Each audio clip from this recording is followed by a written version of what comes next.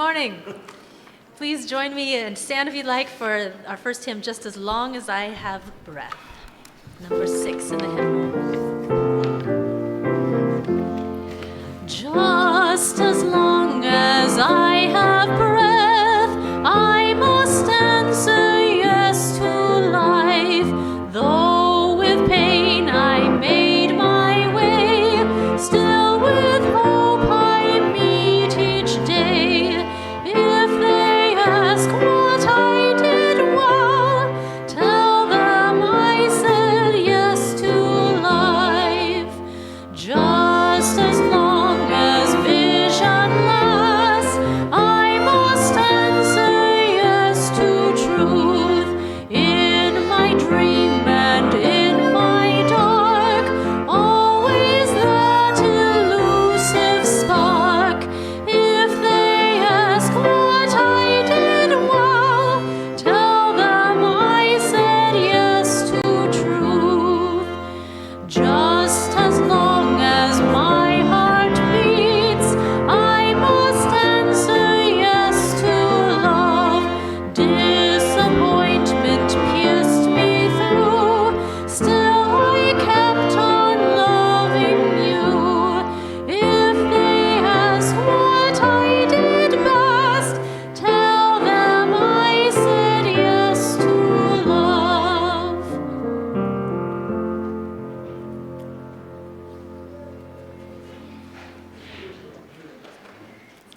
Wasn't that a beautiful start to our service? We've put Everett into the mix today, and he is just adding to the beautiful music we always have here. So thank you so much, Everett. I'm looking forward to hearing you again throughout the service.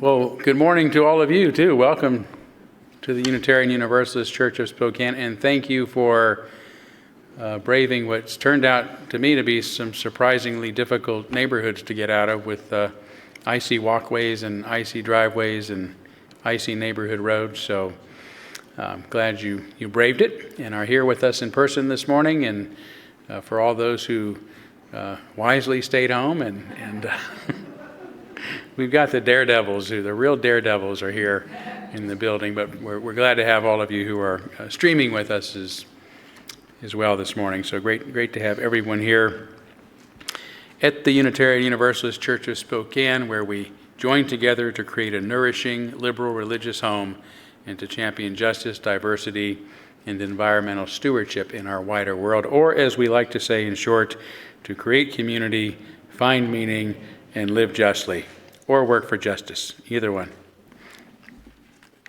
So welcome again to each and every one of you. We like to begin by welcoming all that you come with, all of your uniqueness, your unique beliefs, your background, your experiences, your lifestyle, all that helps make you who you are is welcome here this morning. So welcome to one and all, whether you're here in person or live streaming with us this morning. It's great to have all of you. It's great to have Doug here with us too. Hi, Doug.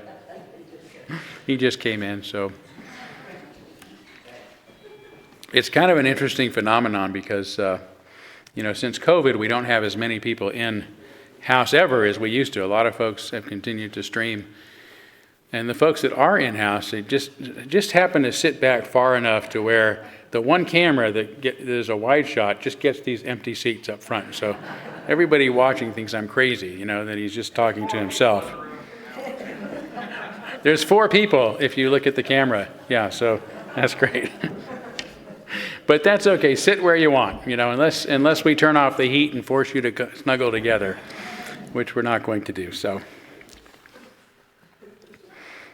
one thing I wanted to let you know at the start of our service before we greet one another is this will actually be my last Sunday until March.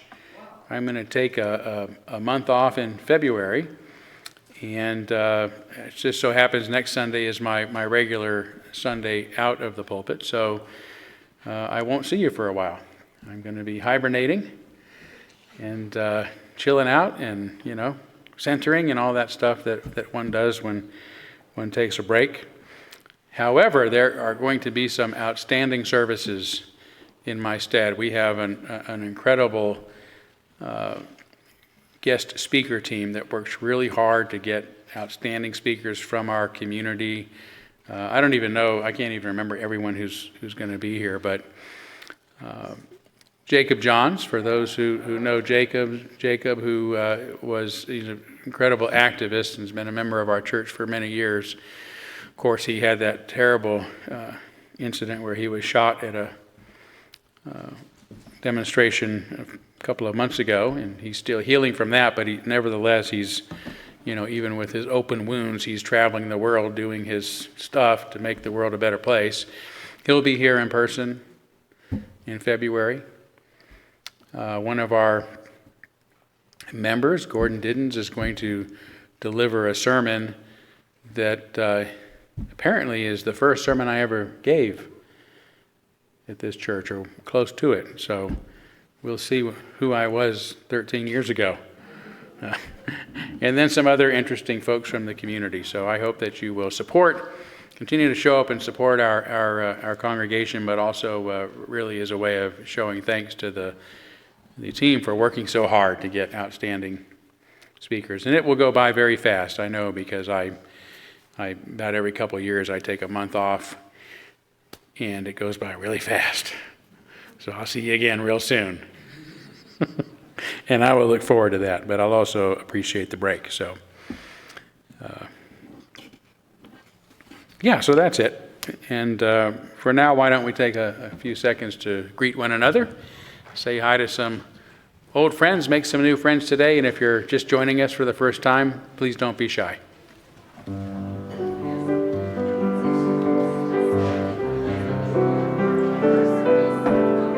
Hey, you. What are you doing, man? I got a ton of them under there today.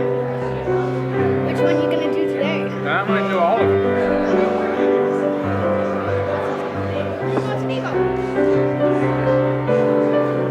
Get some I'm going to have some volunteers help me. Should I? Yeah.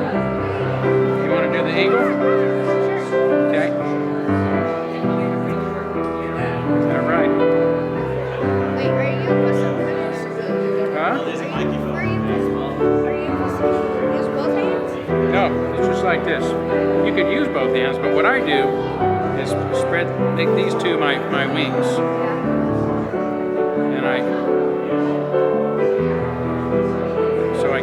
put my middle finger here and my pointy here. Then I have my thumb here and my ring, and so.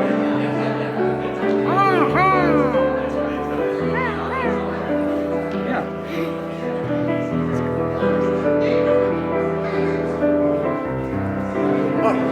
How are you? I hear about my new status. Oh, good. That's great. What's that? That's good. No, what's your new status? Is it the 24th? Are you moving here? Oh, yes, I am aware of that. Yes, congratulations. Wow.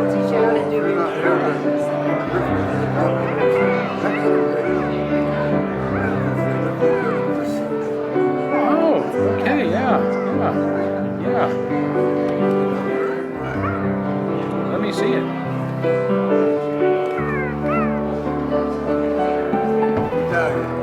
Nice. This is given to me at the Boulder, Colorado Unitarian Church in February of 71.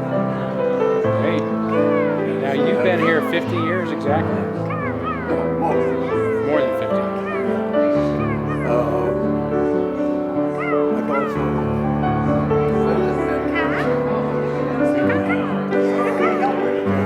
Yeah, I'm going to be a helper. I'm going to get it started here, but good. Thanks for letting me know.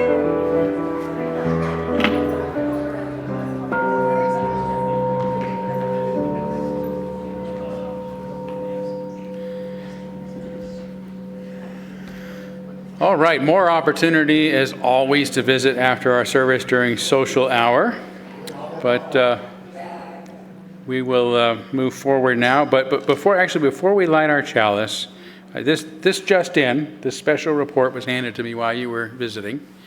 Actually, no, Steve Johnson came up and let me know that go ahead and stand up, Steve, if you want. So this Wednesday during our board meeting, I'm quite confident the board will vote Steve in as one of our lifetime members, having been here more than 50 years. I won't be here to let you know next Sunday, so Steve asked if I would make that announcement today, and I'm absolutely honored to. Congratulations.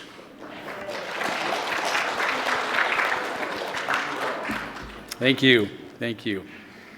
And we will light our chalice now. And when we do our candles of care, we'll even light a candle in honor of Steve's wonderful time with us here. So we light this chalice, again, the symbol of our unity and our solidarity, our openness and our inclusion of our community and our individual uniqueness. May this small flame be our offering of warmth to those who are cold and alone, and a light to those in darkness. May it be a flame that ignites justice in our world and a beacon of hope to those in need, and may it reflect at least a spark of truth wherever truth has been lost, and cast a healthy shadow of doubt wherever it's been found.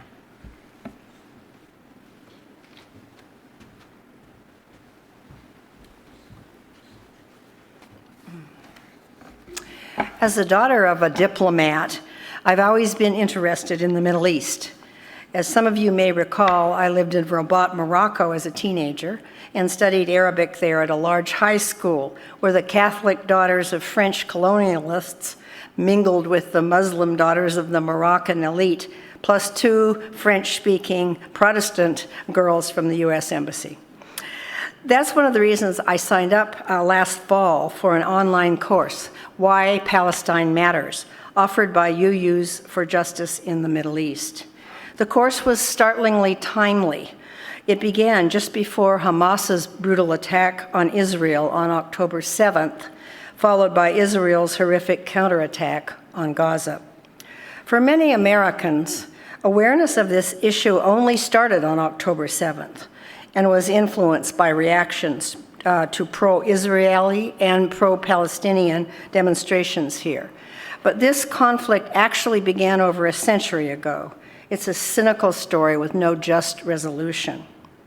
The recommended reading for the UU course is the book that I think all Americans should read. It's called The 100 Years' War on Palestine. Its author, Rashid Khalidi, is a professor of modern Arab studies at Columbia University.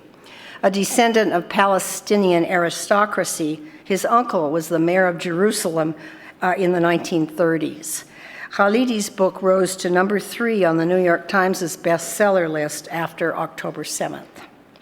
Khalidi interweaves the story of his prominent family with the tragic clash between 2 peoples claiming the same land. He describes Britain's support for a Jewish homeland in Palestine, cynically motivated in part by a desire to prevent the settlement of displaced Jews in Britain. He describes the terrors of the 1948 Nakba, the Arab term for catastrophe, when Zionists, following a unilateral British withdrawal, slaughtered and displaced 750,000 Palestinians, including his grandparents, who lost their home near Tel Aviv. He analyzes the role of the United States in backing an increasingly right-wing Israeli state.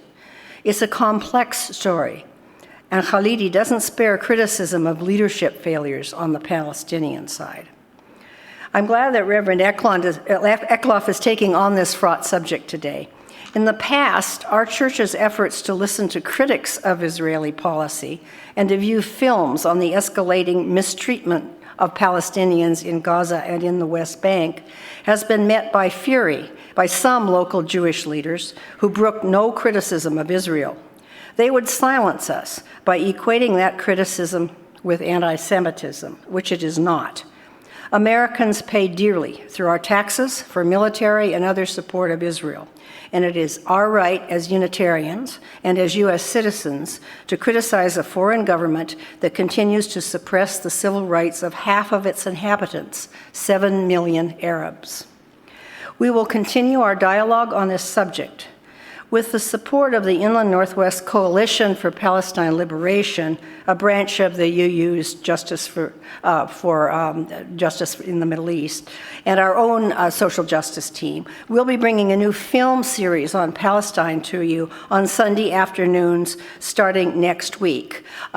Disregard today's bulletin. It says it starts today, but it starts next Sunday at 4 o'clock. So for 4 o'clock for subsequent Sundays from late January through February, we will be bringing you a different film on what's going on in Israel. The films are not going to be streamed during the 4 p.m. presentations, but you can watch them at home. So details will be in the Sun, so please join us for that.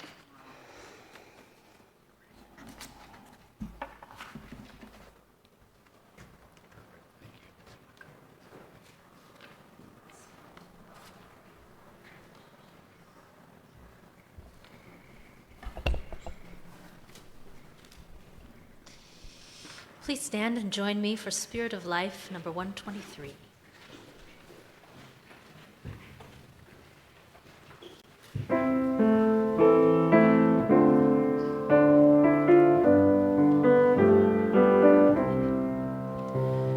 Spirit of life, come unto me, sing in my heart all the stirrings of compassion, blow in the wind, rise in the sea, move in the hand, giving life the shape of justice. Roots hold me close, wings set me free. Spirit of life, come to me, come to me. Spirit of life, come unto me. Sing in my heart all the stirrings of compassion. Blow in the wind, rise in the sea, move in the hand, giving life the shape of justice. Roots hold me close, wings set me free. Spirit of life, come to me, come to me.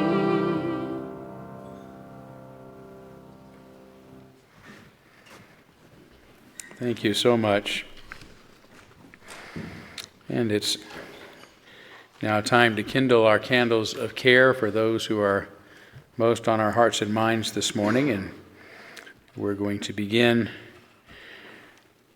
with a candle on behalf of the people of Ukraine and that region of the world, as well as the Israelis and Palestinians and all who are suffering from the terrible violence going on in our world at this time. Also, a candle for church member Kirk Workmaster and his family. Kirk's still obviously dealing with the tremendous loss of his wife Tanya and dealing with his own very serious health issues. And let's light a candle of celebration for Steve Johnson too. Again, Steve, it's remarkable to have you have been part of our congregation so long, and congratulations to your lifetime status.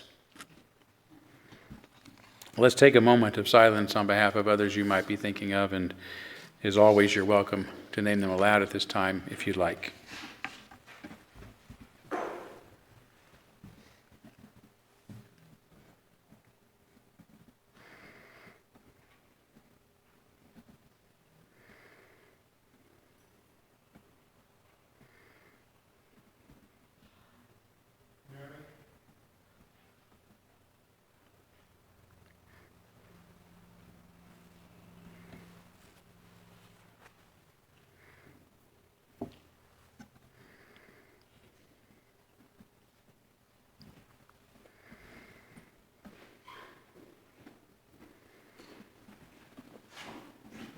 those named aloud and those embraced in our silence, and all those who are suffering in our world at this hour, we hold in our community with compassion.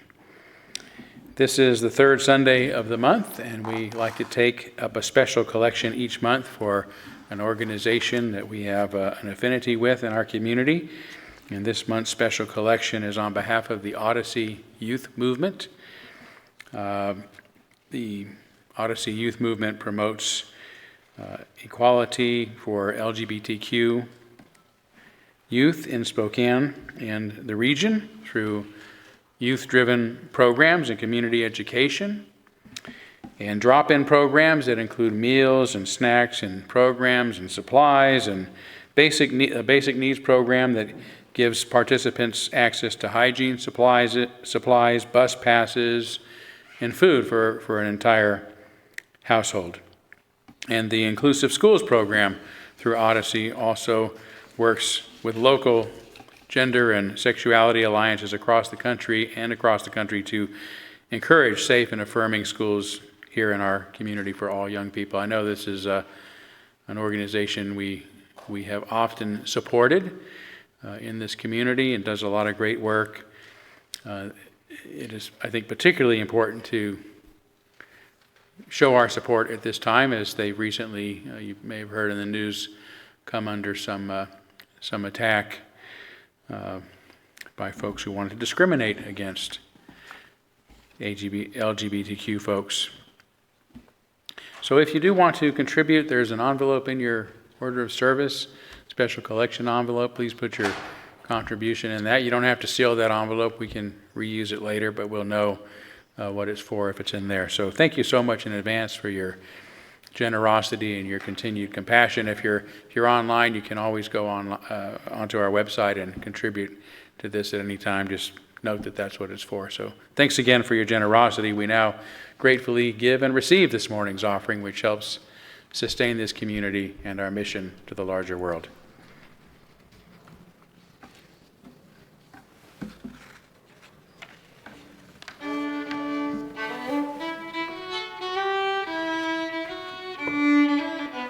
You are my sunshine, my only sunshine. You make me happy when skies are gray.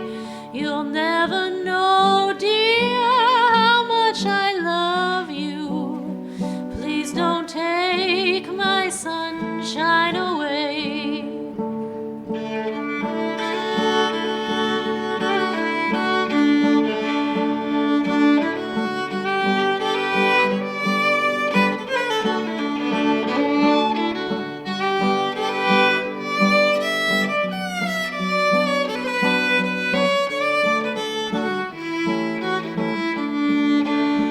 The other night, dear, as I lay sleeping, I dreamed I held you in my arms.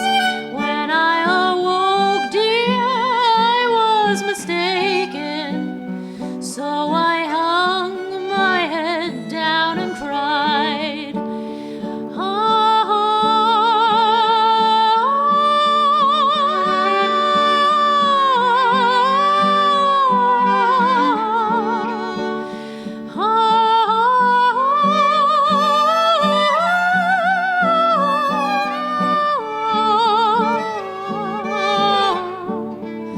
You are my sunshine, my only sunshine.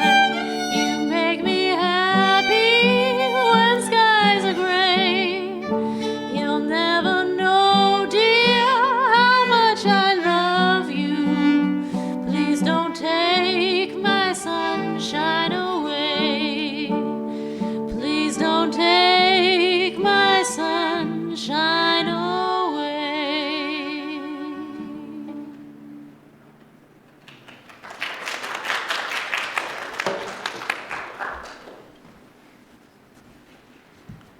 Thank you both so much for warming the place up for us. Some bright singing and playing.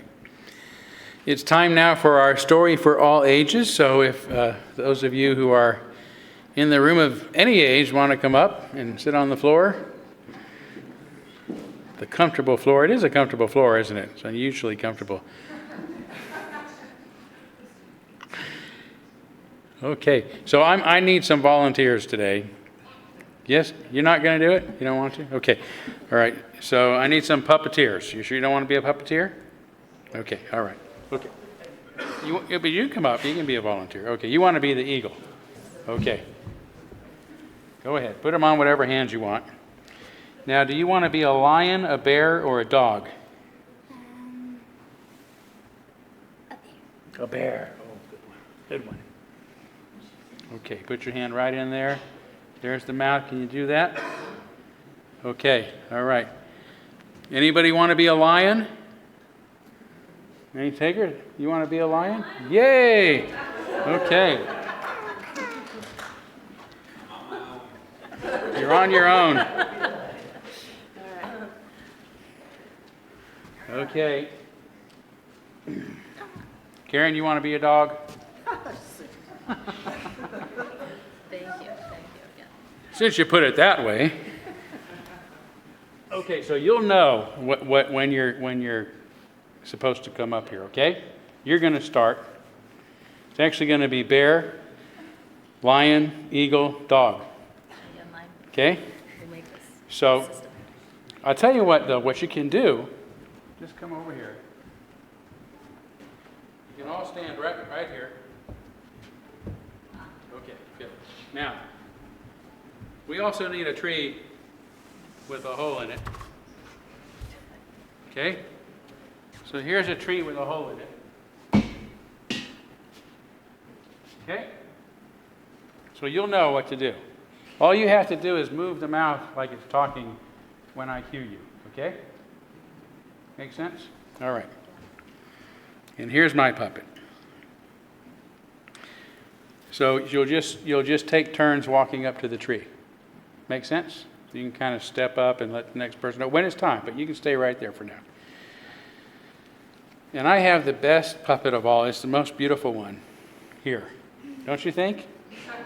Isn't it gorgeous? So this is a song that's adapted from a Brothers Grimm fairy tale. And I can't remember how much of it was theirs and how much of it is mine at this point. But this is about a songbird, colorful songbird that had the most beautiful voice of all songbirds, and it loved to sing as it went through the woods. Isn't that wonderful? Almost puts me to sleep every time I hear it. So the singing attracted a huge, hungry bear. There it is. And the bear came and said, "How well you sing. Will you teach me how?" Very good. You did a great job. "Of course," said the songbird, not letting itself be fooled. "Just do as I say. Put your paw into this tree hole." And the bird quickly grabbed a rock and jammed it into the tree hole, and the bear was lodged in and stuck against the trunk of the tree and couldn't get away. And the songbird was free to continue on its journey, singing its beautiful melodies. So beautiful, in fact, that they soon caught the attention of a hungry lion. Now the lion can come over. Okay. And the hungry lion said, "How beautiful you sing.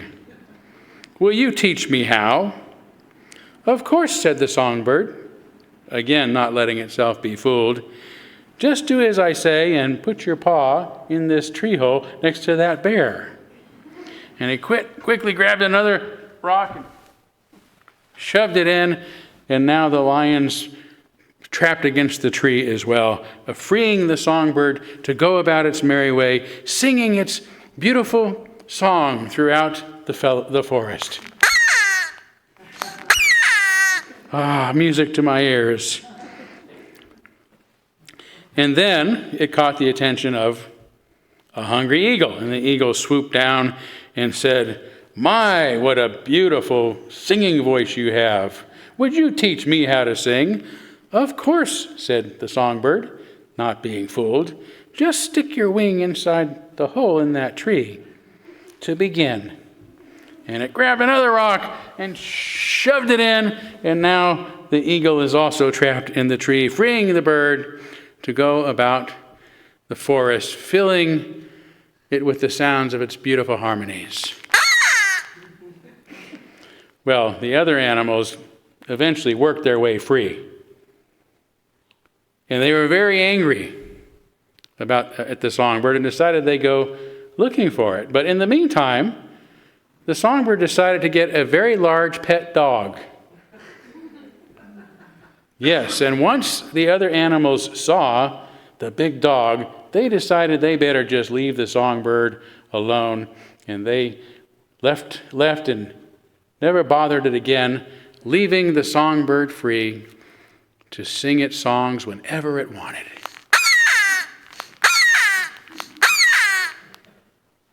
And they all lived happily ever after.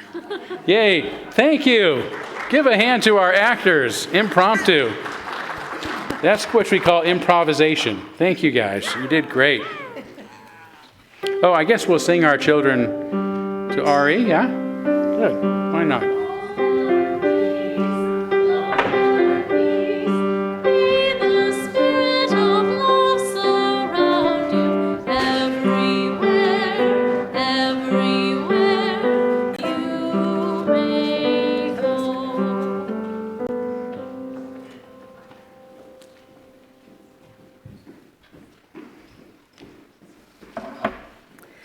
As we prepare for meditation, I invite you to breathe deeply and reflect on a segment of a poem by Palestinian poet Hanan Ashwari. It is titled, "From the Diary of an Almost 4-Year-Old." Tomorrow, the bandages will come off. I wonder, will I see half an orange, half an apple, half my mother's face with my remaining eye?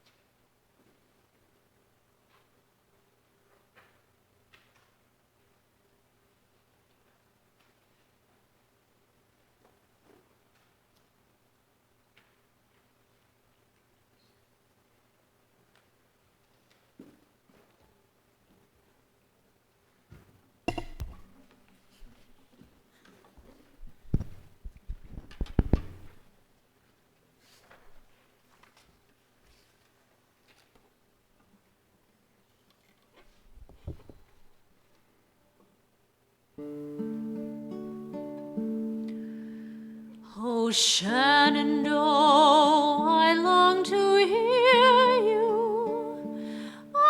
Away, you rolling river. Oh, Shenandoah, I long to hear you.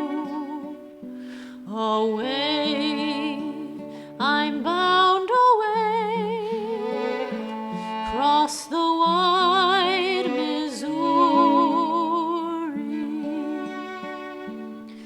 Oh, Shenandoah, I love your daughter.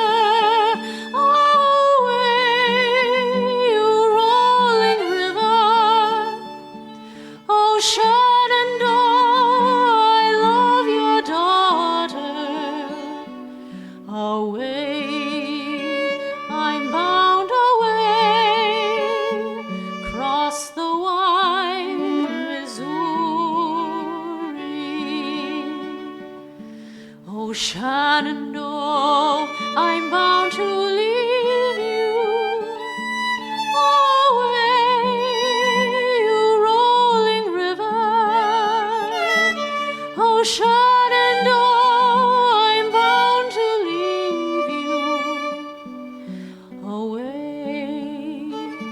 I'm bound away across the wide Missouri. Oh, Shenandoah, I long to see you. Away, you rolling river. Oh, Shenandoah, I long to see you. Away, I'm bound away across the wide Missouri.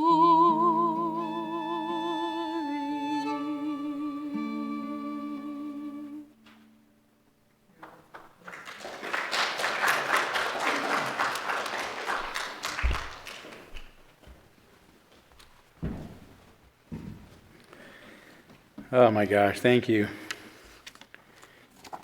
Just,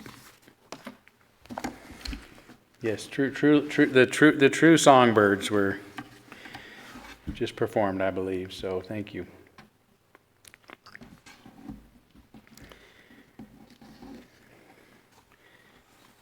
A few months ago in August, I came across a headline. Father shoots driver of a car that crashed into and killed his son. It was such a horrific story that I avoided reading it.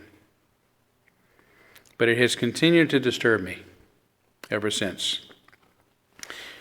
I imagined what it was like to be the person responsible for the accident, knowing that he was responsible for ending someone else's life, only to suddenly find himself staring into the barrel of a gun, one of the last things he'd ever see. As a father, I also felt incredible empathy for the man who, in a state of unthinkable shock, grief, and anger, reacted from a place of raw emotion without any thought, committing an act that would only add to this tragedy. I wish he hadn't been carrying a gun at the time. And I didn't want to know any more about the incident than what that haunting headline had already stated, and I wish that I'd never seen it. But as I began to work on this morning's message, I realized that this story is the best way to begin discussing what's now going on in the Middle East between Israel and Hamas, and what's happening to the innocents caught in the crossfire. So I looked the story up online, and here's what I learned. On Monday, August 13th, 2023, around 6:30 a.m., Chad Woods and his teenage son were walking along Drink Ashley Road in Timberlake, North Carolina, heading home after their car had run out of gas when the teenager was struck and killed by a pickup truck. The driver of the truck stopped and called 911 when Woods pulled out a gun and shot him several times. He then tossed the gun into a nearby pond and drove the dead man's truck home, leaving both bodies in the street.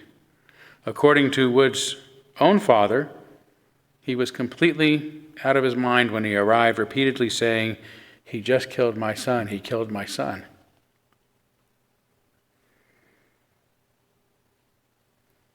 Jeff McKay, the man Woods shot to death, was a 39-year-old employee of the North Carolina Department of Corrections, originally from Portsmouth, Virginia. His obituary described him as a great, caring man who was loved by many. Jeff loved everyone he knew and wanted to help all he could. He would jump into action for anyone who asked. A loving, kind soul that loved to fish, grill, and hang out with his family and friends. He had an infectious smile and could light up a room with his laugh. McKay leaves behind his wife, Jessica, and their 2-year-old daughter. The teenager, Chad Edwards Edward Woods II, was only 17 years old and was born in Orange County, North Carolina.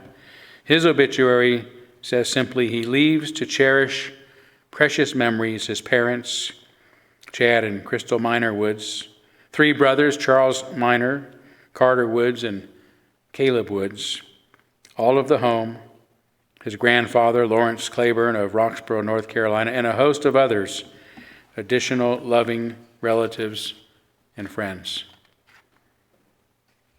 Both Chad and Jeff died during their ill-fated encounter on Monday morning, August 13th, 2023. Chad Woods Sr. was soon arrested and charged with second-degree murder, vehicle theft, and the illegal possession of a firearm, and held under $500,000 bond. There haven't yet been any further updates, but Woods is sure to stand trial and will very likely be convicted of murder and spend years in prison. This is right. As much as we can empathize with him over the loss of his child, we cannot condone this type of revenge, be it premeditated or committed as a crime of passion. As tragic as this situation is for everyone involved, as much as I disdain our punitive criminal justice system, we cannot allow anyone to get away with murder or violence against others. This we know.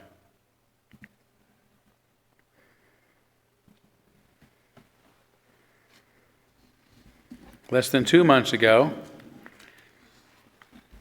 less than 2 months after this incident on October 7th, 2023, Hamas led a surprise attack against Israel, launching thousands of rockets, targeting it even as nearly 3,000 militants broke through the barrier between Israel and Gaza and began brutally attacking Israelis on the streets and in their homes. The stories of cruelty, sadism, and the sinister disregard for human life they committed are horrifying. Nearly 1,200 Israelis were murdered during that onslaught. Most of them were civilians, along with the capture of more than 250 Israeli hostages. For those of us who are familiar with the plight of the Palestinian people, we can empathize with those who feel angry and vengeful enough to lash out, people trapped behind a wall, living for more than a decade under a blockade of the goods necessary for them to live. We can understand why they would be angry watching so many of their own children being arrested and indefinitely imprisoned without ever being charged or given a chance to prove their innocence. We can understand the outrage as they watch the continued incursion onto their lands and the increase of Israeli settlements in the West Bank. But we cannot condone the violence and sadistic inhumanity that occurred on October 7th, any more than we can condone the revenge killing committed in the heat of passion by Chad Wood.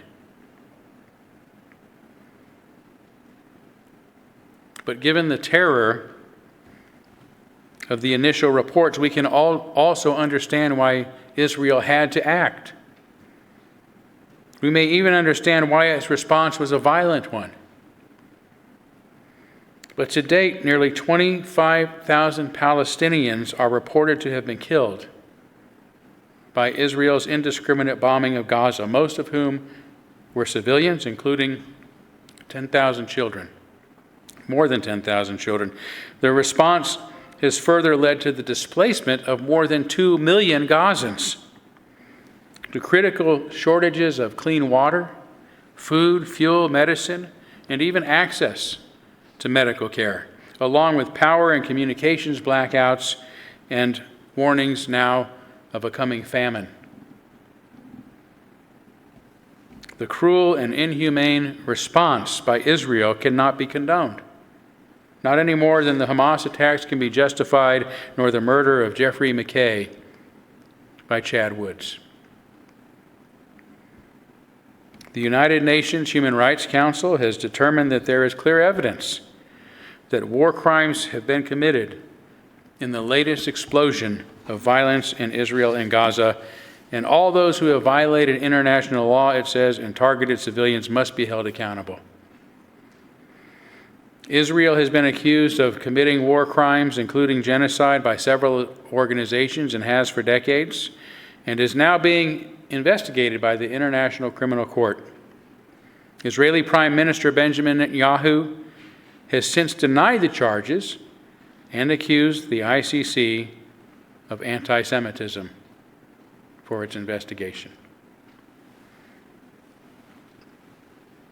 On September 11th, 2001, 19 Islamic terrorists, members of the Al-Qaeda terrorist group, hijacked 3 airplanes full of passengers and used them in suicide missions against targets in Pennsylvania, Washington, D.C., and New York, including, of course, the World Trade Center, causing those buildings to collapse and the deaths of more than 3,000 innocent people altogether.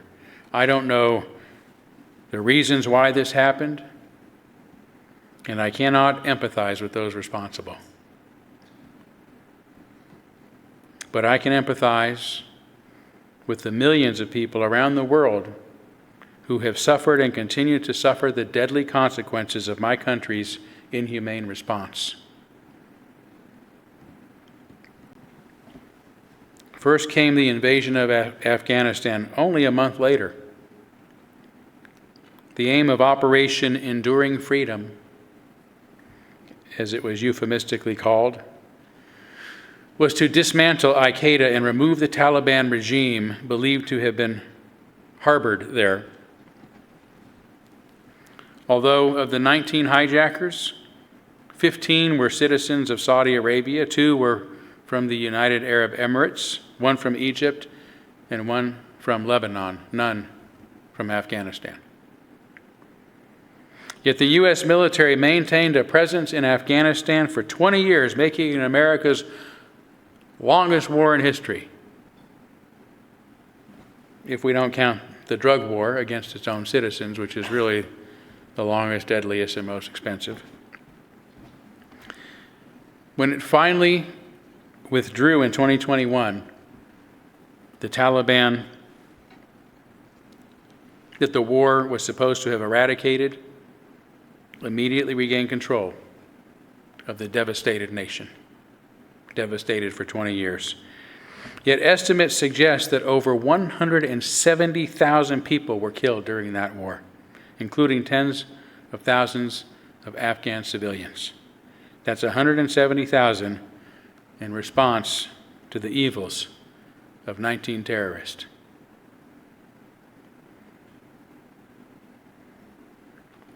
But the response didn't end there, of course. In 2003, the U.S. launched another major military operation invading Iraq under the pretext of dismantling weapons of mass destruction, which were never found and never existed, and overthrowing Iraqi leader Saddam Hussein's regime, even though Iraq had absolutely nothing to do with what happened on 9/11. This war, which officially ended in 2011 with the withdrawal of the American combat troops, led to significant political and social upheaval in the region and to civilian deaths estimated to range between hundreds of thousands to over 1 million people, the exact number being impossible to know.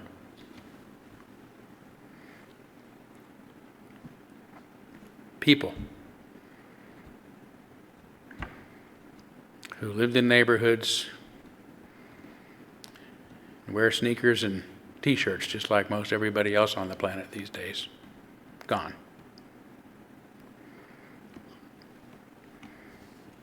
These 3 stories, the murder of Jeff McKay by Chad Woods, Israel's response to Hamas, and the U.S.'s response to the terrorist attacks of 9/11 are all similar in that they were and are, in the case of Israel, quite literally, overkill.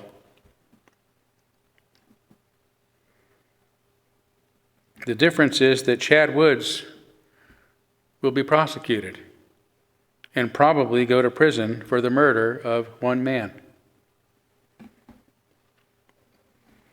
The U.S. has suffered no legal consequences for its callous disregard of human life, except another blood stain on the soul of our nation, if anybody cares about that.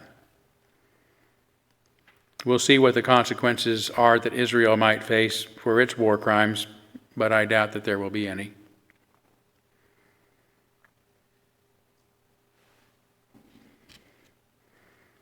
So I've begun my discussion of the war between Israel and Hamas in this way because I don't wish to go into the long and controversial history of the unending conflict in the Middle East.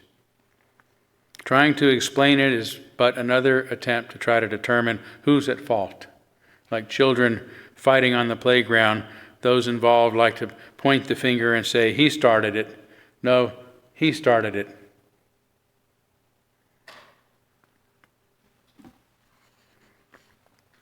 It doesn't matter who started it. Right? That's what the adults say. That's what the teachers say. It doesn't matter I don't care who started it. Because what matters are the people who get hurt. What matters are the innocent people who suffer the terrible consequences of such behavior. I've spoken about these ongoing hostilities in the past, attempting to sort out what is and isn't true, and I've always gotten myself into trouble by those on Israel's side. And I've sometimes gotten myself into trouble for not saying more about the matter by those on the side of the Palestinians. It is admittedly an issue that I prefer to avoid, so the latter complaint is somewhat justified. But given the latest and egregious violence now occurring, I have an ethical responsibility to address this matter before you. Good people cannot remain silent when thousands of innocents are suffering and dying. In fact, I've held off a little longer than I should have, but I wanted to get our new year started off on a positive note by focusing the past 3 Sundays on all of the good things happening in our world. And I did this so that we can be better psychologically and emotionally prepared with hope and the belief in possibility as we face the many challenges before us. But today is the day that I must speak about unspeakable things. They are unspeakable because they are almost too tragic to talk about. And they are unspeakable because there is always tremendous pressure in the West not to criticize Israel for anything. And that pressure usually comes in the form of accusations of anti-Semitism, as Karen said earlier. The first time I spoke on this matter was more than 20 years ago, early in my Unitarian ministry, after I'd been studying the matter just for my own personal edification and wanted to share it naturally with my congregation. I was still naive enough about it that I did not expect the pushback that I'd receive. One of the strongest responses was from my own mentor, Phil Smith, and his wife Sharon, both of whom were also good friends. And I was surprised by their reaction, as well as that from others, because the concerns I brought up regarding the suffering of innocent Palestinians seemed incontrovertible. And I couldn't imagine intelligent, caring people be anything less than sympathetic about their plight. Their reasons for arguing otherwise weren't grounded in anything, any reasons really, but their emotional affections for Israel. Not that I'd said anything negative about Israel. In fact, I spent a great deal of time empathizing with the Jewish people and their difficult history during my address. But it became a topic that the Smiths and I politely agreed not to discuss. But a few years later, a group of prominent activists in Louisville, Kentucky, where I was minister, made a trip to visit the Palestinians and to bear witness to what was going on for themselves firsthand. And upon their return, they needed a place to share what they had seen and learned, including photographs to verify their accounts. And I agreed to let them use our church and our space, and to even let them lead a Sunday service. I again offended my dear friends, Phil and Sharon, even though by then they had retired and moved to another state and weren't there for the service. But this time, I didn't let up. I said what I believed is true, and I offered a few photos of my own, showing the bodies of dead children buried beneath the rubbles of their homes. That ended the conversation, but fortunately not our close friendship. But the topic just became one of those unspeakable things between us. During my years serving as your minister here in Spokane, I haven't addressed the matter much, although other people more knowledgeable than me with it, who've had firsthand experience, have. One of them was the late and wonderful Myrta Ladich, who made a trip to the region and came back ready to talk about the horrors and injustices that she saw. Sometime later, I was asked by PJAWS, the Peace Justice Action League of Spokane, to speak at an End These Endless Wars rally downtown during a time when there was a lot going on in the world, including another violent conflict in the Middle East, to which I agreed. I was surprised to get a phone call, I think it was the morning of, from a local rabbi, telling me PJAWS is an anti-Semitic organization, and that the rally was just another of its attempts to attack Israel. So I called the director of PJAWS to confirm the event was about ending all wars, not only what is happening in the Middle East at the time, which surely would be mentioned, and was assured my understanding was correct. So I called the rabbi and explained as much, but was told that if you attend, there's going to be a problem. And there was. My relationship with the rabbi has never been the same and became non-existent just a few years later after I organized the screening of the 2016 documentary, The Occupation of the American Mind, about the reluctance and failure of American mainstream news media to address the plight of the Palestinians.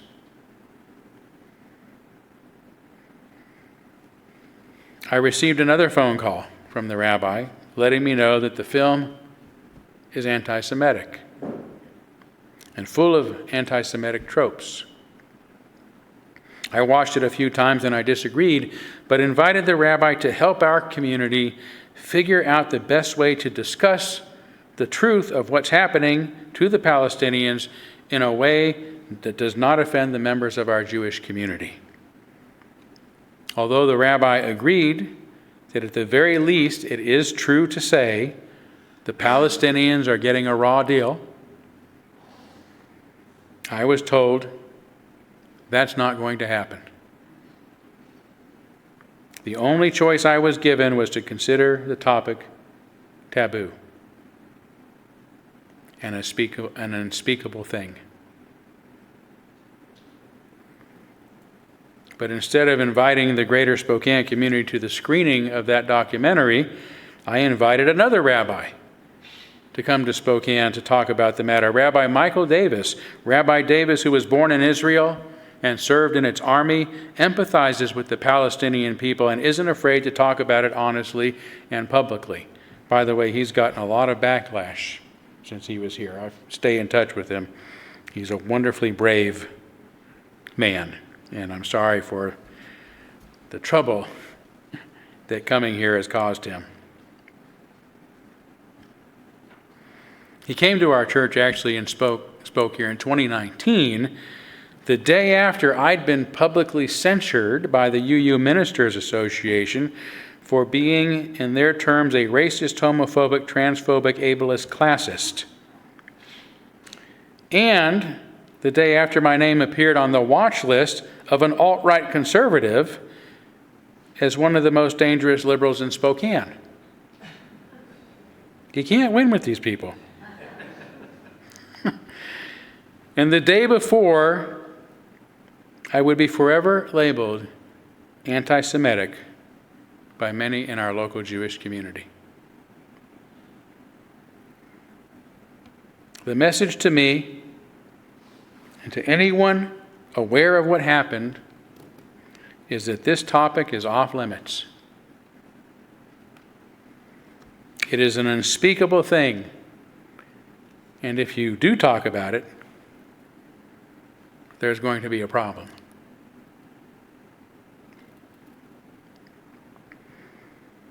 Again, I've spent most of my time this morning telling stories rather than sorting out the complicated facts about this.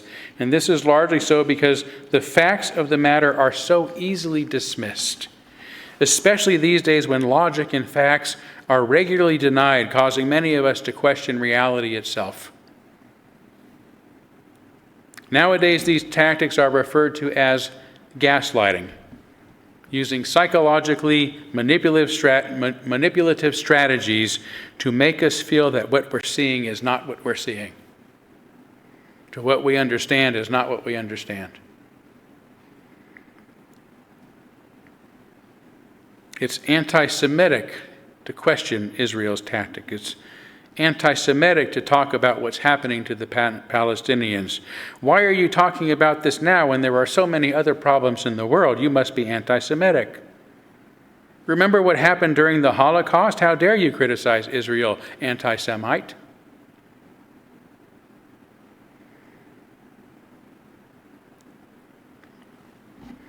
Here's what I know is true. Criticizing the Israeli government for some of its policies and actions toward the Palestinian people does not deny the Holocaust, which remains among the most sinister, deadly, disturbing, and unforgivable events in human history. Criticizing the Israeli government for its indiscriminate killing, crippling, maiming, starvation, and further suffering of millions of innocent Palestinians does not mean that I am not equally as disturbed by the brutality and inhumanity of those horrific Hamas attacks on October 7th. It is possible to hold both of these truths.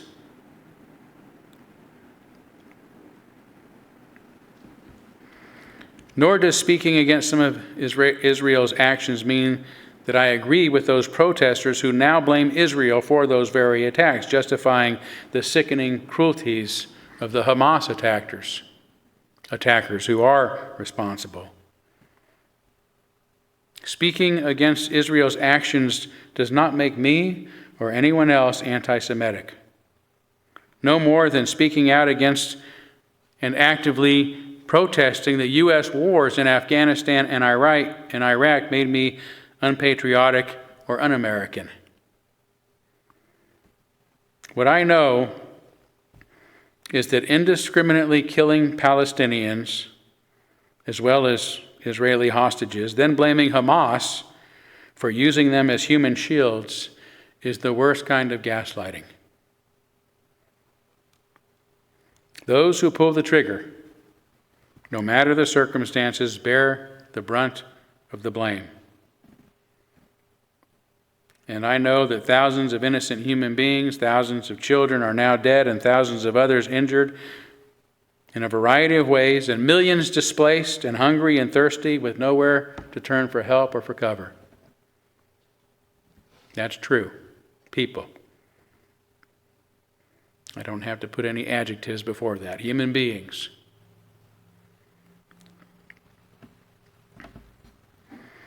As a liberal and a Unitarian, I believe in our common humanity and in the inherent worth and dignity of every person, every Jewish person, and every Palestinian person, and every Afghani person, and every Iraqi person, and every other kind of person.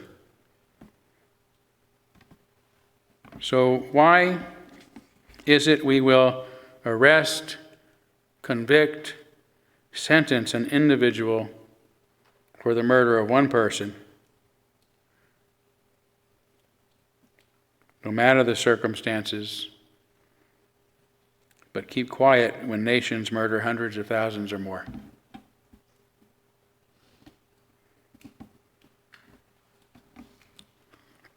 Until, for this very reason, we are able to make war itself a crime, to make war itself illegal, the world must continue to insist that all governments, at the very least, adhere to the rules of engagement that have been agreed upon, including those prohibiting the indiscriminate killing, abuse, and neglect of civilians and innocent people. And we must hold every nation that commits war crimes accountable for its actions just as surely as Chad Woods will be held accountable for his crime. Until, as one of our hymns says, there is peace for us and everyone, we will say one more word till every word is heard by everyone. Until that day comes, amidst the gaslighting and the ad hominem attacks, we must remain brave enough to continue speaking about unspeakable things. Thank you. Thank you.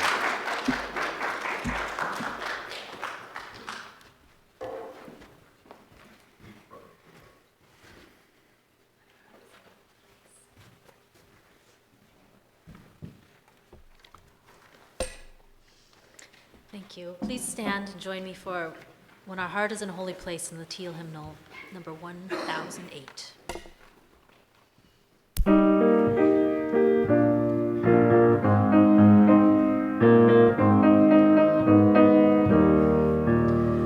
When our heart is in a holy place, when our heart is in a holy place, we are blessed with love and amazing grace. When our heart is in a holy place, when we trust the wisdom in each other of us, every color, every creed and kind, and we see our faces in each other's eyes, that our heart is in a holy place. When our heart is in a holy place, when our heart is in a holy place, we are blessed with love and amazing grace. When our heart is in a holy place, when we tell our stories from deep inside, and we listen with a loving mind, and we hear our voices in each other's words, that our heart is in a holy place. When our heart is in a holy place, when our heart is in a holy place, we are blessed with love and amazing grace. When our heart is in a holy place, when we share the silence of a sacred space, and the God of our heart stirs within, and we feel the power of each other's faith, that our heart is in a holy place. When our heart is in a holy place, when our heart is in a holy place, we are blessed with love and amazing grace. When our heart is in a holy place, when our heart is in a holy place.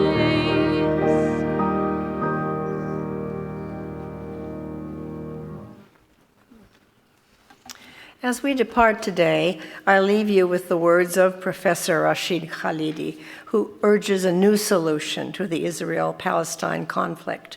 Only a path based on equality and justice is capable of concluding the 100 Years' War on Palestine with a lasting peace. Amen, blessed be, salam alaikum, and shalom.